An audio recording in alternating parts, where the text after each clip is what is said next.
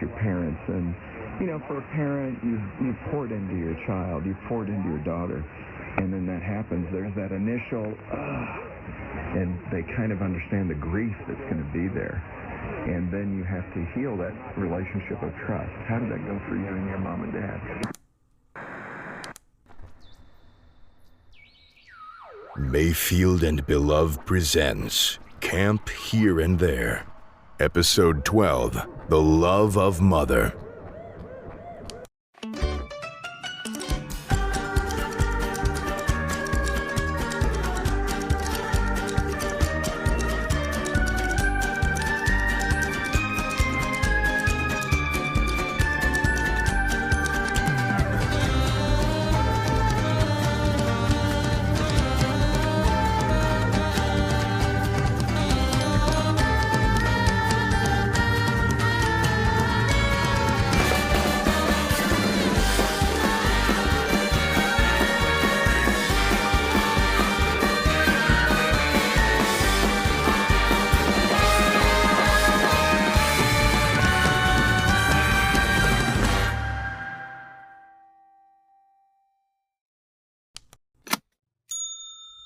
Good morrow, campers.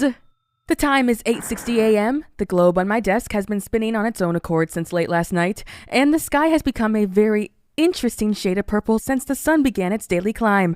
It's this sort of, milky lilac color. Reminds me of the house where I lived for most of my childhood. I spent most of my time outside, of course, because it was far too dirty in that house. Not to mention that my mother was in there. And in the backyard I kept, I say kept, but I probably killed more of those plants than I kept alive, being a child and all. Anyway, in the backyard there was this lovely, messy, waist-high garden of overgrown weeds dotted with washed-out lilacs, and I would pick them, and I would eat them, of course, and if my mother caught me, she would say, "Don't eat the gosh darn flowers!" But I say, if this benevolent universe didn't want me eating flowers, it would have given my mom enough money to buy actual food. Where was I? Right. Good morning. Despite the last-minute theft that Captain Dung Beetle tragically fell victim to, I'd say that yesterday's tower building contest was a rip-roaring success, and wouldn't you all agree? My heart just melts whenever I look out the window and see our campsite dotted with these ruined Byzantine structures built up and then torn down again by dint of your cooperation. They really send a message, don't you think? A message that goes something like, "This place is not a place of honor. What is here was dangerous and repulsive to us. The danger is still present in your time as it was in ours. The danger is to the body, and it can kill. This place is best left shunned and uninhabited." Yes, it's all just so charming. I really couldn't be prouder of you kids. But while the events of that day may have helped you kids to build strong, fire-forged bonds, it unfortunately also served to bring certain latent issues bubbling to the surface. Issues pertaining to your fine counselors and their personal dynamics. Some of your counselors are nurturing competitive streaks, aren't they? Some of the counselors almost sabotaged the whole purpose of the exercise by getting a bit too invested in winning and losing. So, kids, for today you'll be staying here at camp with the only counselors who were normal about the contest yesterday. That being Warren, Rowan, Fennel, Mila, Matthew, and Gracie. And also Soren. Because, disappearing into the woods all day is suspicious. At least it doesn't tarnish the sanctity of camp spirit. What you all do today is up to all of them. I don't know the details, but I hear Mila has some interesting plans involving improvisation. As for the rest of your counselors, we will all be participating in a series of cooperative games, contests, and sporting adventures which I have devised for the purpose of teaching our camp staff how to be good winners and better losers. Call it a mandatory team-building exercise. Among the activities will be reinventing electricity using only what reagents can be found in the forest, problem family trees in which you vent your parental issues by arranging the branches and boughs of oak trees into intricate shapes which represent exactly how your mother failed you, and there's rumors amongst the birds that a unicorn has recently been attacked and dismembered by a many-toothed predator in the deepest depths of the forest. The counselor to locate and collect the highest number of body parts wins the unicorn scavenger hunt. And there's plenty more in store for you all today. But if you want to learn more, you'll have to follow me into the woods. Today's breakfast is eggs on coral imported directly from Hell, New Hampshire, with a side of bird juice. Campers, I wish you a good time with your interpretive activities. Counselors, please meet me at the bonfire following breakfast. I remind you that this is a mandatory activity, and that means you too, Jedediah. Well, alrighty then, enjoy your meal!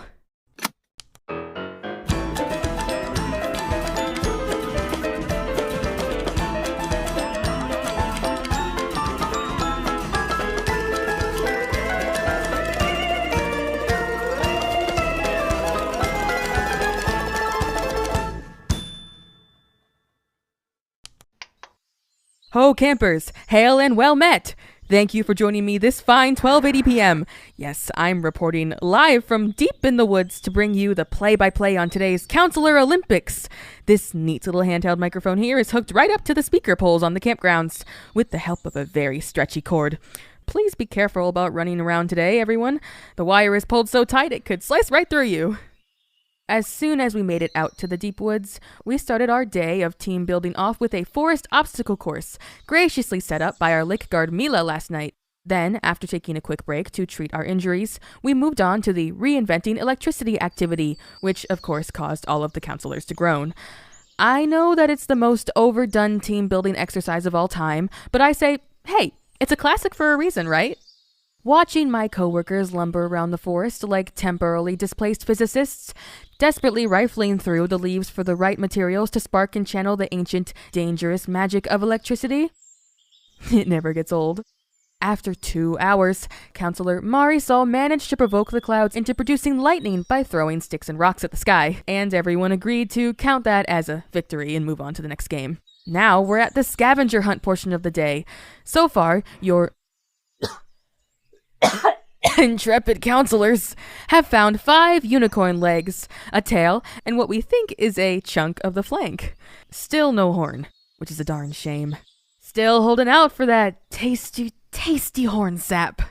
And when the scavenger hunt is complete, we'll move on to the next activity of the day, gluing cotton balls to Joshua until he, dies? We'll find out. It's been great fun. I think everyone has been enjoying themselves. And between you and me, look, of course, this is a friendly competition with no winners, no losers, and no scores of any kind. But I've secretly devised my own point system, and I want to let you all know, Marisol is winning. That girl has a real sporting quality to her. Also, contrary to everyone's assumption, Jedediah did come with us today. He's actually been participating in the contests, which is quite funny because he's never been the athletic sort. And he absolutely decimated the obstacle course, flailing his chicken limbs about and knocking over logs. Although, of course, his knack for engineering came in handy during the electricity hunt. By the time Marisol started harassing that cloud, he was well on his way to constructing a primitive electric motor out of tree nuts and creek water, just like the pioneers did. It's all very delightful, but quite strange. I rather expected that if he came at all, he'd just sit down on a mossy stump and brood, dragging his hands down his face the way he does. Oh, and there's one more unusual development. You all remember Counselor Mary Ann, right? Went missing a few days ago. Nobody really did anything to go looking for her or even complain or anything. I tried making a fuss about that, but every time I brought the topic, I felt this torturing phantom pain, as if sharp, horrible teeth were sinking into me.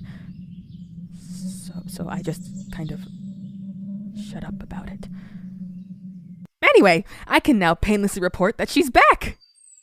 Yes, soon after the games began, we spotted her, lurking some ways back amidst the plum trees and the sycamores, watching us with her empty eyes aglow. When we invited her over, she ran up and immediately crushed the obstacle course. I mean, just put everyone else to shame, moving her body in ways that bodies just don't move. And through the grisly bite marks all over her body, we could see all her joints and tendons rotating and stretching far beyond capacity. Truly an example for the rest of us. I mean, there's a gal with camp spirit. All right, I hope you crazy kids have enjoyed yourselves just as much as we did this morning. For lunch today, you'll be having ants on a log. Don't worry, they aren't real ants, but it is a real log. Have fun!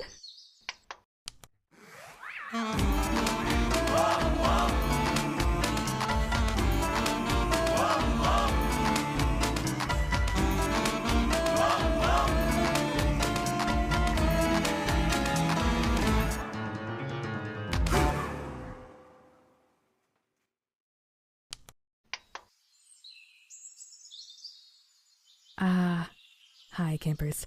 Hello. We're on break from the games. I know it's not nearly time for dinner yet.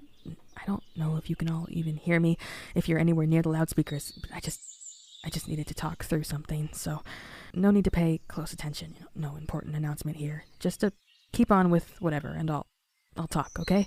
Cool. First of all, I think Jedediah's decision to participate has something to do with Lucille. I mean a little more than something. Every time I look over there, she's got him in a football huddle, muttering quietly but vehemently as if going over a game plan, while he just nods along. But that's not all. Every now and then she comes up to me. Yeah, Lucille talking to me. I'll be standing around, watching my coworkers wiggle, when suddenly she's behind me, bending over to whisper in my ear. Hot breath and curly hair creep down my neck as her bony fingers alight upon my shoulders. I shiver. I haven't been touched so gently in years. "Wouldn't it be funny," she says, her voice curling with amusement, "if the course was rigged against Jedediah?" I open my mouth to object, but she cuts me off. "Slick the obstacle course with sap before his turn. Adjust that branch. He'll smack right into it. Hide his tree nuts. He'll think he's losing his mind. Just a little extra challenge. Wouldn't it be funny to watch him flail?" I mean, yeah, it would be funny. But all of this, the way she's going about it is just weird. When she's done talking to me, she wisps right back over to him, adjusts his glasses, pats his collar down, gives him a big smile. And she can't have bad intentions for him, can she?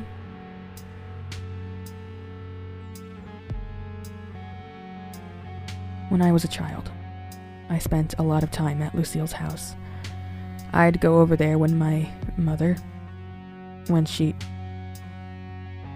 I didn't want to be around her. Lucille's house was so familiar. Anytime I wanted, I could let myself in and sit right down at the table like I lived there. It was cozy and safe, like a prison. I'd sit at the table for hours sometimes, wiping snot and smoke from my nose, engrossed by the taxidermy on the walls. All sorts of animals, but insects were her favorite. Butterflies, pretty little moths, wasps, tarantulas, all pinned up across the walls of that kitchen. Her food was cold and bland, comfortable, easy. I remember pristine, expensive furniture, all scruffed and scratchy and smelly. I remember beautiful, flowery curtains against peeling yellow wallpaper. I remember across the table a thick, black frame around a family of centipedes, their corpses pinned and preserved. They were dead. I knew they were dead, and kept only in mockery rather than as an extension of their existence like many wish to believe. It was a suppression of their idea, not a celebration. The frame made me feel safe. There were no centipedes in that kitchen.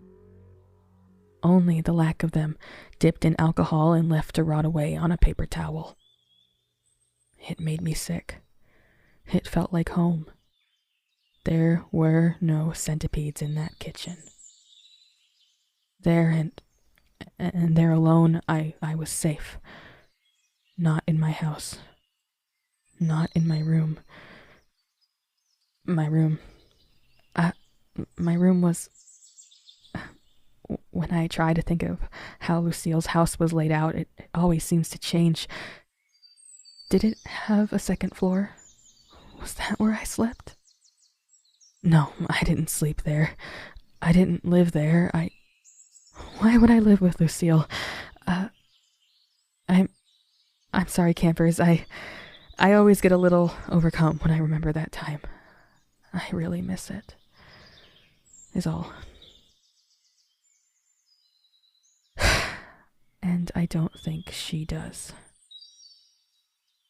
Anyway, I've been following Lucille's instructions for a while, but it's not funny anymore.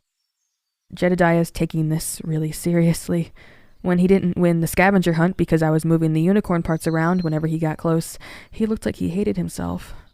All of this is really not in line with the cooperative spirit of the counselor games. It's a team building exercise. It's about us, not just him.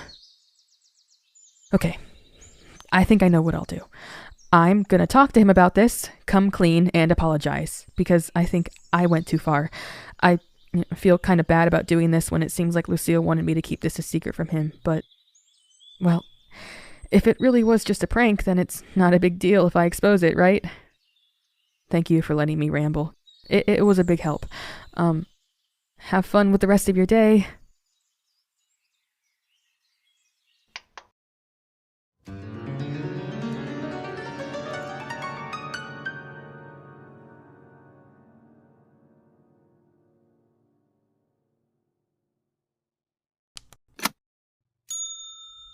Hello, campers. I had a whole speech prepared for when we got back about how the first annual Counselor Olympics was a unanimous triumph over our worst impulses, how things were really going to change around here. All of that feels silly now. There was no triumph. There will be no change. These stupid games probably won't even be annual. Today was an absolute failure. I don't even want to go into detail about it. But I will, because it's what you kids deserve. After I talked to you earlier, I went and had a chat with Jedediah about how hard a time he'd been having. I came clean. Told him I'd been spiking his challenge, that it was Lucille's idea, but I played along because it seemed like harmless fun at first, and I asked him if he'd like me to ease up. And to my surprise, he said no. In fact, he insisted that I make his challenge even harder. Got to do this, he muttered in that way that he mutters. You know the mutter. I have to learn. Now, I felt plainly befuddled. I asked, gotta learn what? How to cooperate with your coworkers? Because honestly, I think playing on hard mode isn't the best way to develop that skill. But he shook his head. I've just got to do better, he explained, sounding like he didn't think he should have to explain this. He shook a finger at me. A gesture composed of one part grim confidence and one part nervous resignation. Give me a hard time, okay? We both deserve that. Confused and concerned, but unwilling to go against his wishes, I regret to admit that I tied the noose of competition even tighter around his neck. When it was his turn to be the seeker in hide and seek, I bribed sparrows with pine nuts to imitate the giggles of his fellow counselors and lead him astray. When it came time for the sack race, I filled his sack full of baked beans.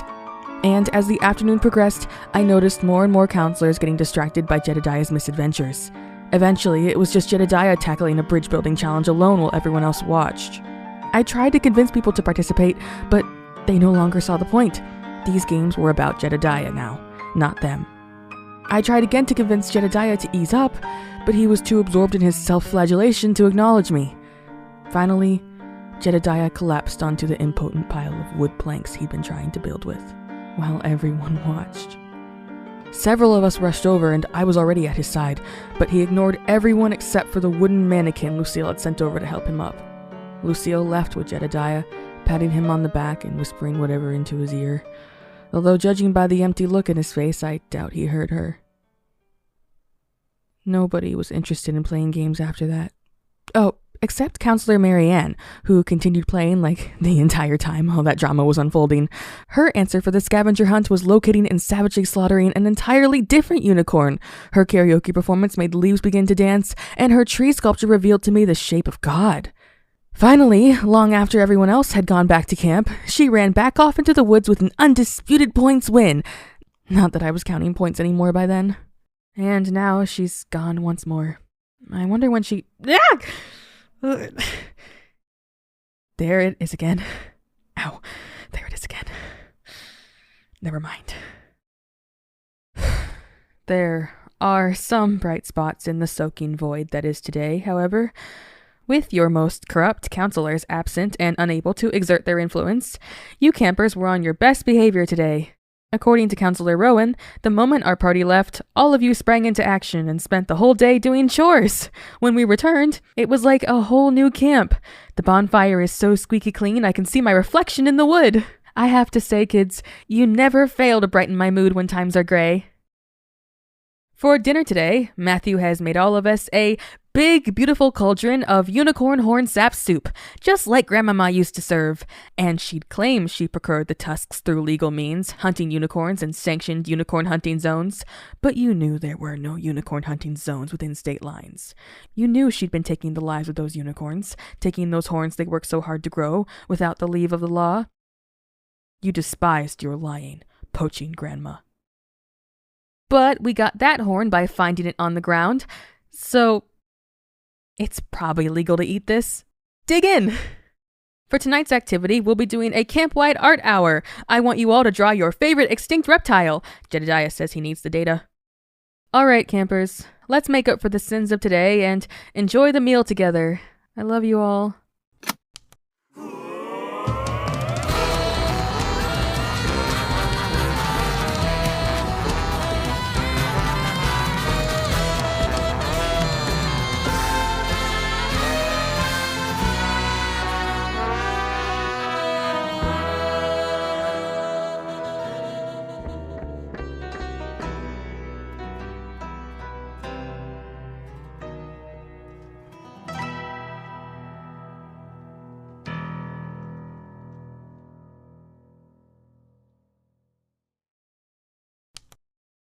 It's not recording.